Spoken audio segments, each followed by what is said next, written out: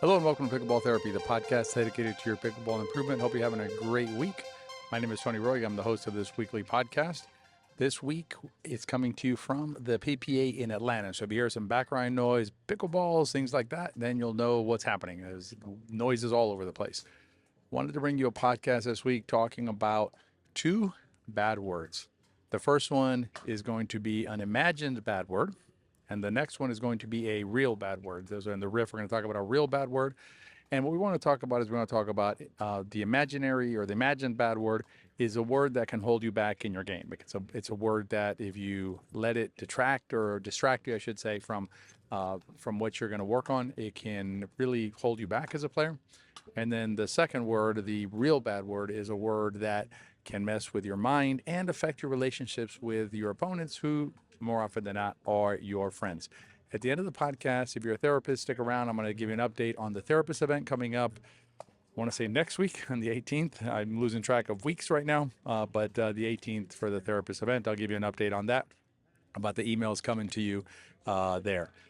All right, let's dive into the imagined word that we want to talk about. So the imagined word is as I mentioned, I'm at the PPA, and I was reminded of it during a match that I was watching yesterday. I was standing there with a pro player who I know fairly well. I played against him in the U.S. Open in the split age, and we become friendly. And so we're watching four players, but two players who I know well.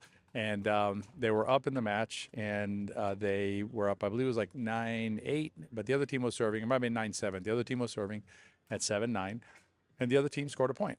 So I asked my friend who was standing next to me, I said, okay, what'd you see there? And what he said, well, I saw a good drive, and then they came in and they did like a shake and bake, and they won the point. So again, I know him really well, so I chided him, and I was like, come on. You pros, you guys always looking past the basics. You're always getting past the fundamentals and thinking of other stuff. And once I said that, he was like, oh, yeah, you're right. There was a short return to serve. And so the key there is that even at the pro level, and the match we were watching was a pro level match. So even at the pro level, this word fundamentals is a word that, not to say that players here don't like that word, but fundamentals are the key, right? Even at the highest level of play, the fundamentals are what often drive the difference between the winning team and the losing team. And what happens to us as pickleball players, as non-pro players, is that we shy away from the word, right? And if you listen to the podcast a lot, you know you probably heard me say this before, that we don't use the word fundamentals in our outward materials or marketing and things like that. Why? Because the minute we say the word fundamentals, what does a pickleball player hear? That's for a beginner. That's not for me. That's for a beginner. Nothing could be further from the truth. Again, at the pro level, there are issues with the fundamentals sometimes that drive the difference between the winning and the losing. And I'll give you an example. The what I believe to be the strongest pro team right now in terms of everything that they do from beginning to end is Anna Leigh Waters and Catherine Parenteau. The reason is because they are very good at every part of the game, including the fundamentals, including everything. They don't take a shot off, and so they are executing everything really well, including those quote unquote fundamentals. And that is what separates them from the other teams that they play against, is their focus on the fundamentals. Another match that I'll tell you about here that I happened to see yesterday that reinforced what I was already going to talk about is a mixed doubles match against two very good teams. Team A was up 9-6, okay, against Team B. Team B got a side out, so Team B is serving at 6-9-1. Team A then missed two returns of serve in a row. So it went from 6-9-1 to 8-9-1 because of what shot? Missed returns of serve. What is that? That's a fundamental, right? That's something that they hit as pros, and you hit, and I hit. Everybody hits returns of serve. But that flaw in their game allowed the other team to close the gap, and then there were 3 more points scored, one more gifted point or easy point, and then 2 tough points. So out of 5 points at the end, 3 were essentially gifted or easy points, and 2 were struggled, right? So it should have been 9-8, 9-8 side out with them serving to close it out. Instead, they lost the game 11-9. And why? Again, the word fundamentals. That's why it's an imagined bad word. It's a word that pickleball players shy away from. try and avoid shying away from the term, and try and shy away from doing the things that are fundamentals, because at the end of the day, that is what good pickleball is built upon.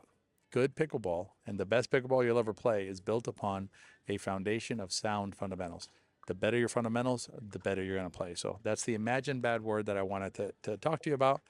Look at my notes here real quick. Been a long day coaching up here. A good day. We had 2 3-game match. I guess I should give you an update. We had two matches that Dylan played earlier today. Went 3 games. His singles match and his mixed doubles match. But he pulled out the singles, and he and Tyra pulled out the mixed. And we're waiting for the men's match, which will be probably in about an hour or so, with him and JW playing their first match of this tournament, since they had a bye in the first round.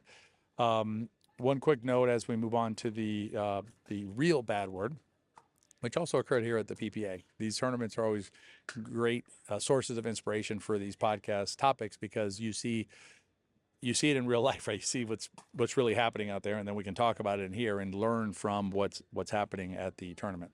A couple of quick notes. One is that we have an upcoming virtual clinic. There is no easier way to interact with CJ and myself and the BP coach, Better Pickleball coaching team, to really help you improve your play. I'll put a link in the show notes. You can also just go to betterpickleball.com. It's the easiest way to access our stuff all the time, and you'll see the clinic on there. It's $47, so it's a no-brainer. 2.5 hours. You come in, learn some really good stuff. And at the end, we have an optional presentation about the pickleball system. And that's the other thing I wanted to mention. The housekeeping is that if you follow us, you know that we have our flagship course. The biggest course that we offer is the pickleball system. And we have, it opens 2 times per year. This is our September opening, so it'll be our last opening in 2024. So if you're ready to do this kind of, take this kind of leap in your game, then make sure you check that out as well. And you go to pickleballsystem.com to check that out, but just go to Better Pickleball. All the links are in there. All right, let's talk about a real bad word. And I heard this one during the tournament as well. The real bad word occurred during a singles match that I was watching today, earlier today. And at the end of the second game, one of the player A had won the match, or the game. I'm sorry. Player B had won the first game, and then player A had won the second game. And the game ends, and then player B, I think it was the loser of the second game, I hear him say, he's walking by his opponent and the ref and everything, and I hear him just say, to himself, you're a piece of poop, or SHIT, right? That's what he says, right? So you're a piece of that, right? And that's a real bad word, and that's why it's a real bad word. But here's the problem with that, right? First of all, it's bad for his psyche, bad for player B's psyche. But I'm going to take it a step further for you, because I want you to understand how your actions, how your conduct, and start thinking about how your behavior affects those around you. So the minute that the player B says, you're a piece of poop, right, to himself, what he's doing is he is denying player A the ability to enjoy the victory of the winning game 2. So game 2 now becomes about player B, and player B being a piece of poop, not about player A battling, not about player A, having lost the first game and then sticking, like keeping going and really digging in deep and fighting, because he had to fight. It wasn't like player B gave him the game. Player A had to hit some really nice shots. And so this idea that I'm a piece of poop at the end of the game is it denigrates, right? It demeans, it diminishes player A's accomplishment. So think about that in your game. If you have that kind of attitude at the end of a tough game, if you make a statement like that, if you behave that way, just put yourself in the shoes of your opponents. Have some empathy, right? Think about it through their eyes. And most of the time, whenever you're playing rec and, at your facility, I'm going to guess that you're playing against your friends, right? A lot of these times. So what you're doing is you're telling your friends, it's not about you. It's not about what you did. It's not about the great shots you hit. It's all about me. It's all about, what I did wrong, and I made the mistake. I didn't do well. I didn't play well. And it's just something that I think you should watch out for, because it's not beneficial to you. It doesn't do anything for you if you think about it, right? It doesn't help you in any way. And it definitely doesn't help your opponents, who, again, are your friends. So that's the second bad word that I wanted to talk about, which is the real one.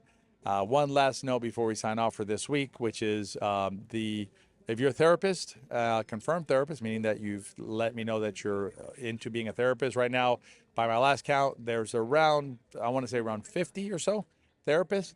We have that event. We're going to do the live podcast with the therapist. So what I want you to do is you're going to get an email from us that'll send you a link. Please let us know you're coming by replying to it and saying, I'll be there. Or if you can't be there, that's okay too. Just let us know you can't be there. We just want to make sure you got the email.